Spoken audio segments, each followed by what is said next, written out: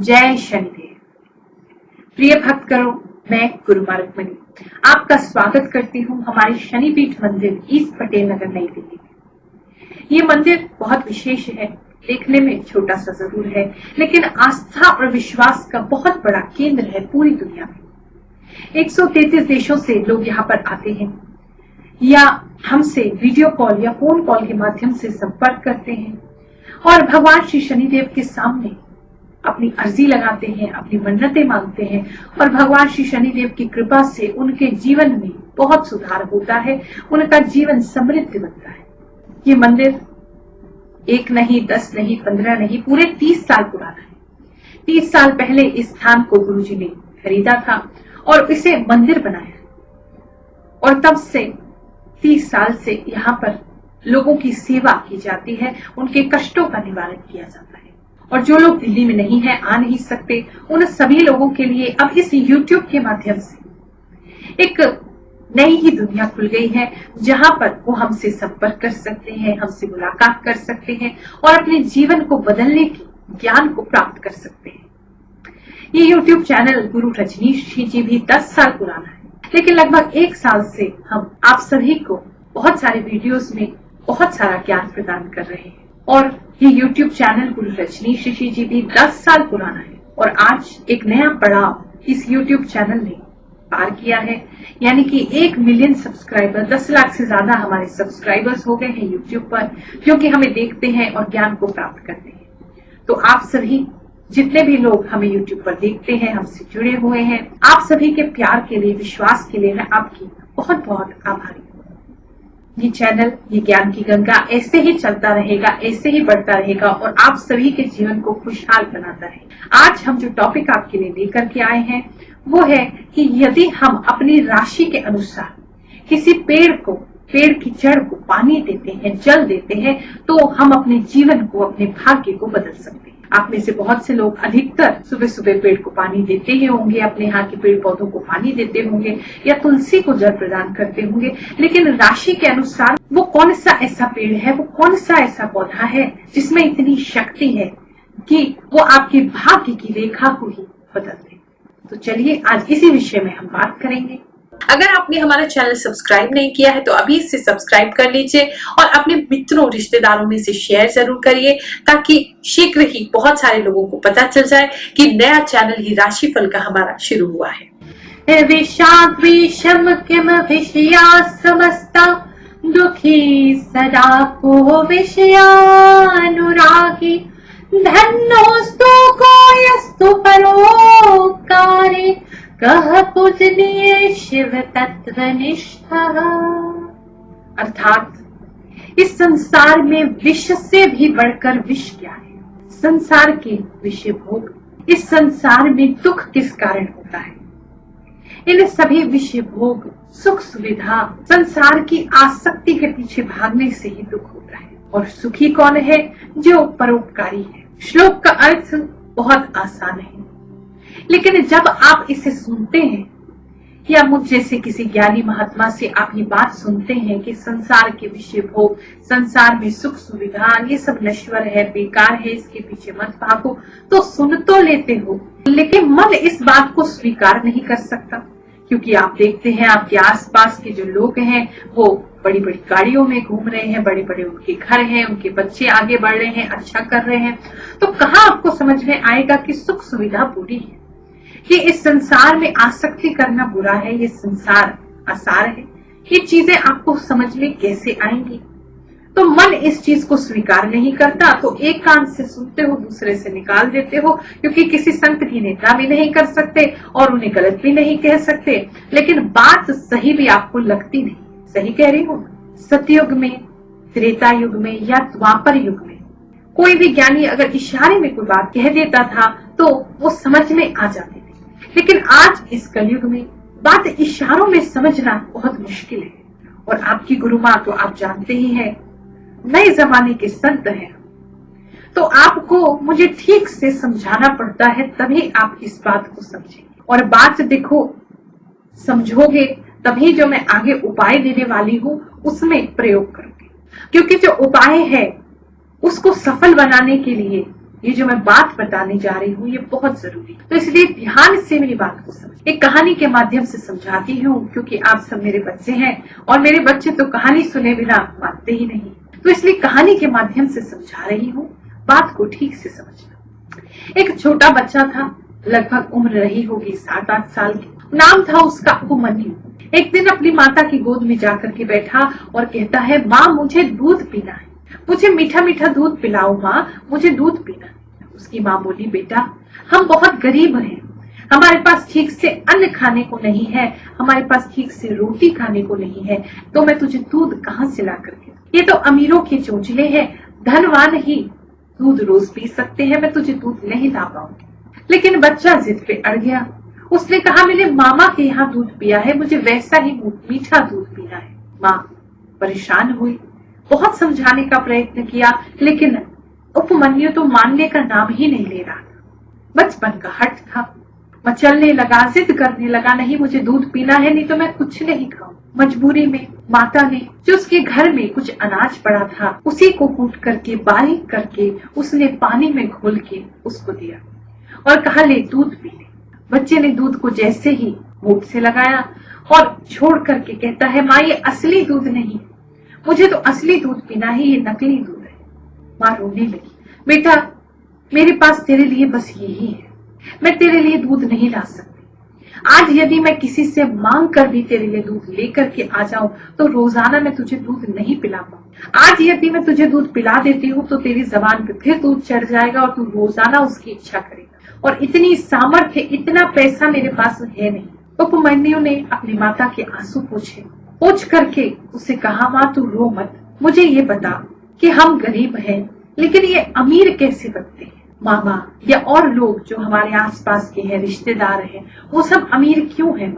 माँ ने कहा, बेटा यह हमारे पिछले जन्मों का कर्म फल है, उसी फल के कारण आज हम गरीब हैं।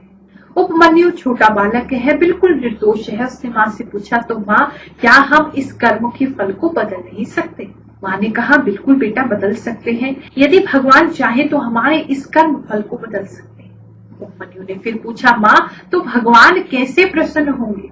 माँ ने कहा, भगवान तो भक्ति से प्रसन्न होते हैं। अगर तूने भगवान को प्रसन्न कर लिया तो एक गिलास दूध क्या भगवान तुझे क्षीर सागर दे देंगे, यानी कि पूरे दूध का समुद्र दे देंगे। बालक को बात समझ में आई, भगवान इतने शक्तिशाली होते हैं, यदि मैं मांगूंगा तो वो मुझे पूरा समुद्र दे देंगे दूध का। माँ ने कहा, हाँ बस उनको प्रसन्न करना होगा। उपमन्यु ने माता से पूछा, तो माँ मैं कैसे प्रसन्न करूं? माँ ने उसे एक मंत्र बताया। उसी क्षण उपमन्यु ने अपने घर को छोड़ा और पास के एक पेड़ के नीचे जाकर के बैठ गया और भगवान का मंत्र जपने लगा। बिना खाए पिए वो मंत्र का जाप करता रहा। ना उसने दिन देखी ना उसने रात देखा और समय बीतता रहा, लेकिन उसने अपना जाप नहीं छोड़ा। उसके मन में एक लगन थी कि मैंने भगवान को प्रसन्न करना है और करके ही रहना है। अब चाहे इसमें प्राण भी चले जाए, चाहे कुछ भी हो जाए, मैंने भगवान को प्रसन्न करके ही रहना है। एक छोटा बालक है, उसके अंदर इतना हट है, उसके अंदर भगवान को पाने की इतनी चाह है, भगवान को प्रसन्न करने का इतना मनोबल है कि जो कुछ भी हो जाए भगवान को प्रसन्न करके ही रहूंगा। लेकिन हम लोग 4 दिन यदि कोई मंत्र दिया जाए, 4 दिन आपको कहा जाए कोई उपाय करने के लिए, तो 10-15 दिन करोगे, 20 दिन करोगे, फिर मन उठ जाएगा, फिर विश्वास उठ जाएगा कि इससे तो कुछ हो नहीं रहा। लेकिन यही बात ऐसे समझो, यदि आपका प्रेमी प्रेमिका, बॉयफ्रेंड गर्लफ्रेंड या आपकी पति पत्नी कोई रूठ जाए तो क्या उनको मनाओगे नहीं, या थोड़े से बार मना के छोड़ दोगे, या ये बैठ लोगे कि सोच लोगे ये तो हमारी किस्मत है, हम इतना नहीं मना सकते, थोड़े सा प्रयास करके बैठ जाओगे? नहीं ना, तब तक ना मनाते रहोगे जब तक कि वो मानना चाहे। तो ईश्वर को भी तो ऐसे मनाओ, उतने ही लगन से, उतने ही विश्वास से कि जब तक मान नहीं जाते हम तो मनाते ही रहेंगे। तो ईश्वर से विश्वास अपना मत तोड़ो। इस बालक उपमन्यु की तरह विश्वास दृढ़ होना चाहिए कि भगवान को तो प्रसन्न करना ही करना है, अपने कर्मों के फल को बदलना ही है, अपने दुख और कष्टों से बचना ही है, इसको हमने समाप्त करना ही है। और जब तक नहीं हो जाता हम हार नहीं मानेंगे। अब इतनी घनघोर तपस्या देखकर इंद्र का सिंहासन भी डोलने लगा। इंद्रदेव सीधा भगवान शंकर के पास पहुंचे और जाकर के उसको बोला कि प्रभु, एक बालक है और वो आपके मंत्र का जाप कर रहा है, आप कृपया उसको जाकर के आशीर्वाद दो। भूखा प्यासा है, कुछ खाया नहीं उसने, केवल आपके मंत्र का जाप किए जा रहा है, आपके दर्शन के लिए ललायित है। भगवान शंकर वहां से इस बात को सुन के अंतर ध्यान हो गए। कुछ क्षण पश्चात उस बालक के पास इंद्र देवता इरावत हाथी पर बैठ करके आए। इंद्र देवता ने कहा, हे बालक, तू भगवान शंकर की उपासना क्यों करता है? अगर तुझे कुछ करना है तो मेरा नाम ले। यदि तू मेरा नाम लेगा तो इस संसार में मैं तुझे सब कुछ दे दूंगा। ये सुनकर के उपमन्यु ने कहा कि हे इंद्रदेव, आप देवता हैं, आप पूजनीय हैं, मैं आपको नमन करता हूँ, लेकिन अपने आराध्य के लिए मैं कुछ भी नहीं सुनूंगा। मेरे भोलेनाथ को, मेरे शिव शंकर को, मेरे आराध्य को कुछ मत कहना। आप यहाँ से चले जाओ, मुझे कुछ नहीं चाहिए। और अब तो मुझे केवल उनका दर्शन चाहिए। जब तक वो स्वयं आकर के दर्शन नहीं करते, मैं उनका नाम लेता रहूंगा। इस बात को सुन के सीधा भगवान शंकर वहां प्रकट और बोले कि उपमन्यु, मैं तेरी अचल भक्ति से बहुत प्रसन्न हूँ। मैं ही था जो इंद्र के रूप में तेरी परीक्षा ले रहा हूँ। जी हाँ, भगवान शंकर उस बच्चे की परीक्षा लेने के लिए आए थे। उन्होंने ही इंद्र बन के उसको लालच दिया, लोभ दिया, लेकिन जब देखा कि इसकी भक्ति दिग नहीं रही, बिल्कुल भी हट नहीं रही, तब भगवान ने उसको दर्शन दिया। भगवान ने दर्शन देके उसे कहा कि तुझे क्या चाहिए? उस बालक ने कहा, प्रभु, पहला मंत्र जब मैंने किया तब मुझे दूध चाहिए था। फिर धीरे धीरे धीरे धीरे जैसे जैसे मैं आपकी भक्ति करने लगा, अंत तक पहुंचते पहुंचते मुझे कुछ भी नहीं, केवल आपका दर्शन चाहिए था। क्योंकि ऐसा लगता है आपकी पूजा करने से ही, आपकी भक्ति करने से ही न जाने मैंने कितनी बार दूध का पान कर लिया। इतनी खुशी तो दूध को पीकर नहीं मिली थी जितनी आपका नाम लेने से मुझे मिली। भगवान शंकर बहुत प्रसन्न हुए। उन्होंने उपमन्यु को 1 नहीं 2 नहीं 1000 गाय प्रदान की। फिर गाय को रखने के लिए गौशाला भी दी। गौशाला को चलाने के लिए उन्होंने उसको बहुत सारा चारा भी दिया। अब गायों का ख्याल रखने के लिए उन्होंने उसको और उसकी माता को एक भवन, एक बड़ा सा घर भी दिया और सारी सुख सुविधाएं धन धान्य से परिपूर्ण करके भगवान शंकर उपमन्यु को आशीर्वाद देके अंतर ध्यान। एक बात को हमेशा याद रखना, जब भी आप देखें कि समय बहुत कठिन हो गया है, तो इस बात को जानना कि भगवान आपकी परीक्षा ले रहे हैं और यदि उस परीक्षा में आपकी भक्ति बनी रही, भगवान पर आपका विश्वास बना रहा, तो बहुत ही जल्द आपको सुख की प्राप्ति होगी। ये हमेशा नोट कर लेना। जब भी ऐसा लगे कि बस अब सीमा पार हो गई, अब नहीं सहा जा रहा, तब भी भगवान पे विश्वास बनाए रखोगे तो कुछ ही क्षण बाद पाओगे कि सुख आ गया, दुख चला गया। ये एक संकेत होता है। ये अंतिम जब सुख आने वाला है, उससे पहले दुख बहुत बढ़ जाता है, लेकिन वो परीक्षा है। यदि उसमें आपने विश्वास खो दिया तो फिर अपनी मंजिल तक नहीं पहुंच पाओगे, सुख को प्राप्त नहीं कर पाओगे। इसलिए उस बात का हमेशा ध्यान रखना। यदि कष्ट बहुत बढ़ गया है तो समझ लो बस मंजिल मिलने ही वाली है, लेकिन भगवान पे विश्वास मत छोड़ो। अब जो उपाय मैं आपको बताने जा रही हूँ, उस उपाय में कुछ चीजों का प्रयोग करना है और सबसे पहली चीज तो यही है आपका विश्वास। आप कोई भी उपाय कर लो, हजारों लाखों उपाय कर लो, वो तब तक काम नहीं करेंगे जब तक कि आपके मन में विश्वास नहीं है। अगर आपके मन में ये विश्वास है कि हाँ, इस उपाय को करने से, इस पूजा को करने से, इस मंत्र को करने से, इस जाप को करने से मेरा कल्याण होगा, या इस अंगूठी को धारण करने से मेरा कल्याण होगा, तभी आपको वो विश्वास फल देगा। यदि आपके मन में संशय है, आपके मन में विश्वास नहीं है, तो आपको वो कोई भी फल प्रदान नहीं करेगा। इस बात को आप हमेशा ध्यान रखना। अब जो श्लोक मैं आपको सुनाने जा रही थी, उसका अर्थ भी समझा देती। सबसे बड़ा विष क्या है? विषय भोग। अब आप कहेंगे विषय भोग अगर सबसे बड़ा विष है तो भगवान शंकर ने उस बालक को सब कुछ क्यों प्रदान किया? वास्तव में इस श्लोक का अर्थ या इस बात का अर्थ ये है कि जो विषय भोग है या जो आपकी आराम की सामग्री है या जो ऐशो आराम है, वो बुरा नहीं है, लेकिन उसके होने से जो मन मैला हो जाता है, वहां दोष है। यानी उपमन्यु की ही बात समझे। अगर उपमन्यु के पास आज 1000 गाय है, उसके पास बहुत अच्छा साधन है, धन धान्य से परिपूर्ण है, लेकिन वो अपने सामने वाले पड़ोसी को देखता है और कहता है कि इसके पास 1001 गाय है, तो मुझे भी कम से कम 1010 गाय होनी चाहिए मेरे पास। वो जो मन का भाव है उससे सब नष्ट हो जाता है। आपकी शांति, आपका सुख, अब उसे उस 1000 गायों पे सुख नहीं मिलता। अब उसे उसी से दुख की प्राप्ति होने लगी कि देखो सामने वाले के पास 1001 गाय। आप YouTube पे बहुत से लोगों को देखते होंगे या अपने आसपास रिश्तेदारों में बहुत से लोगों को देखते होंगे, उन्हें देख करके मन में कहीं ना कहीं संकोच होता होगा। देखो आज ही हमसे कितने ऊपर बढ़ गए हैं, इनके पास सब कुछ है, हमारे पास नहीं है, ये सुखी है, हम सुखी नहीं है। तो वो जो भाव है वो दुख का कारण बनता है। तो इसलिए ना तो धन बुरा है, ना धन से कमाई हुई चीजें बुरी है, ना ही ये सुख सुविधा बुरी है, लेकिन मन में इससे लालच, मन में असंतोष, मन में फिर से भागने दौड़ने की इच्छा कि हम फिर इन चीजों के पीछे भागे, ये जो 99 का चक्कर है, अगर उसके अंदर आप भागते रहोगे तो सब कुछ नष्ट हो जाएगा। विष के समान है, ये अंदर ही अंदर आपको नष्ट करेगा। तो सुखी कौन है? सुखी वो व्यक्ति है जो परोपकारी है।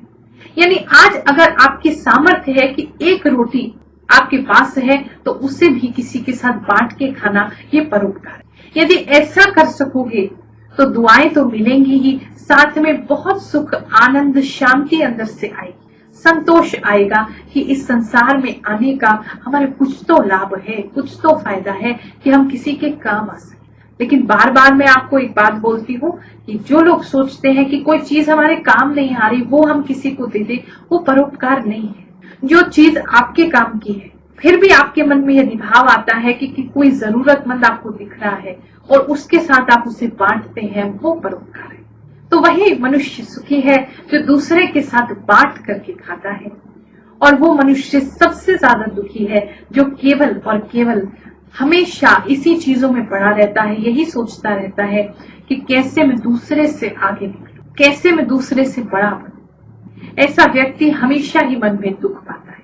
ज्योतिष शास्त्र में पेड़ों को, पौधों को बहुत महत्व दिया गया है। वास्तु शास्त्र में भी इसे बहुत महत्व दिया गया है। और बहुत से ऐसे पेड़ हैं जिन्हें जल प्रदान करने से हमें लाभ होता है। वैसे तो हम सब अगर किसी भी पेड़ पौधे को पानी देते हैं तो उसे खुशी ही होगी। कहते हैं ये भी एक योनि है, पेड़ पौधों में भी जीवन होता है। किसी पेड़ को मारने से, काटने से भी हत्या का पाप लगता है। अगर आप उसको पानी देते हो तो यानी आप उसे प्राण दे रहे हैं, क्योंकि उसी से वो अपना भोजन बनाते हैं। तो पानी देना किसी पेड़ को बहुत अच्छा है, किसी भी पेड़ पौधे को देना बहुत अच्छा है। लेकिन यदि हम अपनी राशि के अनुसार कुछ ऐसे पौधे या पेड़ को पानी देते हैं तो वो हमारे भाग्य को बदल सकते हैं। जी हाँ, बिल्कुल। अगर आप श्रद्धा और विश्वास से मैं जो आपको उपाय बताने जा रही हूँ उसको हफ्ते में एक बार भी कर लेते हो, अगर कर सको तो पूरे 365 दिन करो, नहीं कर सकते हो तो हफ्ते में एक बार यदि आपने इसे कर लिया तो आपके भाग्य की जो रेखा है वो बदल जाएगी। बिल्कुल, मैं आपको ये चैलेंज कर रही हूँ। अगर श्रद्धा विश्वास से आप इसे करते हो तो आपका भाग्य बदल जाएगा, हाथ की रेखाएं बदल जाएंगी, दुर्भाग्य आपका आपसे दूर हो जाएगा। करना क्या है और कैसे करना है, आइए अपनी राशि के अनुसार ये जान। चलिए बात करते हैं हम कन्या राशि की। अगर आपकी राशि कन्या है यानी कि वर्गो है, जन्म कुंडली के अनुसार, आपकी जन्म कुंडली के अनुसार या आपके नाम के अक्षर के अनुसार, तो आपने अपमार्ग नाम का जो पेड़ होता है या जिसे देसी भाषा में कहें तो चिड़चिटा भी कहते हैं, यदि ये आप पेड़ मिल जाता है तो इसमें जल देने से हर बुधवार को आपके लिए बहुत शुभ रहता है। यदि ये पेड़ नहीं मिलता है तो शीशम का पेड़ भी आप इस्तेमाल कर सकते हैं, उसमें भी जल प्रदान करने से आपको बहुत ही लाभ होगा। अगर ऐसे पौधे को घर में लगा लें, अपमार्ग का जो पेड़ होता है या पौधा होता है, इसे अरेंज करके आप घर में लगा लेंगे और रोजाना ही इसे जल देंगे, तो आपकी भाग्य को और भी ज्यादा प्रबल बनाएगा। जब भी आप पेड़ को जल प्रदान करेंगे तो ईश्वर से अपने लिए प्रार्थना करना मत भूलिए। जो भी आप मांगना चाहते हैं उस ईश्वर से प्रार्थना करें और फिर उसके बाद उस जल को प्रदान करें और फिर उस पेड़ का आशीर्वाद लें। अवश्य ही ईश्वर की कृपा आप पे होगी। और जो कहानी आपको सुनाई है उस प्रकार से पूरे विश्वास से उपाय को करना, अवश्य ही आपका कल्याण होगा। हमारे द्वारा बताए गए किसी भी उपाय को करने के बाद भी कुछ समय से आप कर रहे हैं लेकिन आपको लगता है कि अभी उतना प्रभाव आपको नहीं मिल रहा है, तो इस बात को आप निश्चित रूप से जानिए कि आपके ग्रह कुंडली में बहुत खराब है। क्योंकि जब कुंडली में ग्रह बहुत ज्यादा खराब हो जाते हैं तो ऐसे में छोटे मोटे उपाय करने से हमें पूरा लाभ प्राप्त नहीं होगा। उस स्थिति में भी आप घबराए नहीं, आपकी गुरु मां रुक्मणी आपके साथ रहे। हमारे नंबर आपकी स्क्रीन पर आ रहे हैं, उनमें से किसी भी नंबर पे आप हमारे यहाँ संपर्क करें, हमसे एक अपॉइंटमेंट बुक कराएं। व्हाट्सएप वीडियो कॉल पे हम आपसे बात करेंगे और जन्म कुंडली आपकी देखिए। अगर जन्म कुंडली आपकी नहीं है तो हम आपके चेहरे के हिसाब से आपकी जन्म कुंडली बनाएंगे। तो उसको देख करके जो भी ग्रह दशा आपकी विपरीत चल रही है, खराब चल रही है, जो ग्रह आपको सपोर्ट नहीं कर रहा है, हम उसका उपाय करेंगे। तो निश्चित रूप से आपका जो भी समय बुरा है वो भी अच्छे में परिवर्तित होने लगेगा। और किसी भी प्रकार की आपकी समस्या हो, चाहे वो धन से संबंधित हो, चाहे वो पैसों से संबंधित हो, चाहे व्यापार से संबंधित हो, बच्चों की पढ़ाई लिखाई से संबंधित हो, किसी भी प्रकार की कोई भी शादी ब्याह प्रेम से संबंधित हो, हर प्रकार की समस्या का समाधान जन्म कुंडली में होता है। तो आप हमारी स्क्रीन पर जो नंबर्स आ रहे हैं उसमें हमारे यहाँ संपर्क करें। मुझसे, हमारे गुरु जी गुरु रजनीश ऋषि जी से या हमारे स्वामी जी स्वामी राज ऋषि जी से जिनका डेली का राशिफल आता है, उनसे भी आप संपर्क कर सकते हैं। बहुत से लोग इस बात को समझते नहीं है, पूछते हैं कि आपके यहाँ फीस क्यों ली जाती है। देखिए, इस व्यवस्था को चलाने के लिए जो शनिपीठ मंदिर है, इसकी व्यवस्था को चलाने के लिए ये जो वीडियोस हम आपके लिए लेकर के आते हैं, इसे बनाने में भी तो खर्चा होता है। डेली के हमारे यहाँ इतने सारे वीडियोस अपलोड होते हैं आपके लिए, आपको ज्ञान प्रदान करने के लिए, तो उसका जो खर्चा है और जो सामाजिक कार्य हम लोग करते हैं, सबसे पहले तो यज्ञों का आयोजन किया जाता है समय समय पर, और जो भी हमारे यहाँ धार्मिक अनुष्ठान होते हैं उसके अलावा जो हर शनिवार मंगलवार को हम लोग प्रसाद वितरण करते हैं, हलवे का प्रसाद बांटते हैं गरीबों के बीच में, जो भी भक्त आते हैं उनके बीच में। हर शुक्रवार विश्व कल्याण के लिए और अपने सभी भक्तों के लिए, अपने सब्सक्राइबर्स के लिए और जो भी लोग हमारे आसपास हैं हमसे जुड़े हैं, उन सब के लिए यज्ञ करके उसमें प्रयोग की जाती है। और साथ ही जो लड़कियों को बहुत समय से, आज लगभग 8-9 साल हो गए हैं, लड़कियों को फ्री कंप्यूटर एजुकेशन हमारे मंदिर से दिया जाता है। बहुत सी लड़कियों का जीवन हमने इससे बनाया है, वो अपने पैरों पे खड़ी हुई है और अच्छी अच्छी जगह आज नौकरी कर रही है। तो बिल्कुल फ्री, जो मार्केट में 5 लाख तक का कोर्स कराया जाता है मल्टीमीडिया वेब डिजाइनिंग का, वो बिल्कुल फ्री ऑफ कॉस्ट में लड़कियों को करा रही हूँ पिछले 8-9 साल से। तो हमारे कंप्यूटर्स, इंटरनेट और बहुत सारी चीजें जो यहाँ पे लगती हैं उसे सीखने के लिए कोर्स को, वो उसमें ये सब प्रयोग करते हैं। तो इसलिए कुंडली दिखाने के माध्यम से जो भी आप फीस देते हैं वो इन सभी चीजों में प्रयोग की जाती है। और साथ ही आने वाले समय में जो एक नवग्रह शांति स्थान में बनाना चाहती हूँ, एक शक्तिपीठ बनाना चाहती हूँ, जहाँ पर के सारे धर्म के लोग, पूरी दुनिया के लोग आकर के अपने कष्टों का निवारण कर सके। दिल्ली में ही एक ऐसा स्थान बनाने की मेरी इच्छा है, उस सभी के लिए हम ये प्रयोग कर रहे हैं। तो इसलिए मुझे नहीं लगता कि आपको ऐसी कोई परेशानी होनी चाहिए। ऐसे शुभ कार्यों में, नेक कार्यों में अपना योगदान देते हुए आप सभी को अपना आशीर्वाद देती हूँ। भगवान श्री शनिदेव, सभी नवग्रह देवता, समस्त दैवी शक्तियां आप सभी का कल्याण करें, ऐसी मंगल कामना करते हुए जय शनि। हमारे द्वारा बनाई गई और वीडियोस को यहाँ पर क्लिक करके आप देखते रहिए।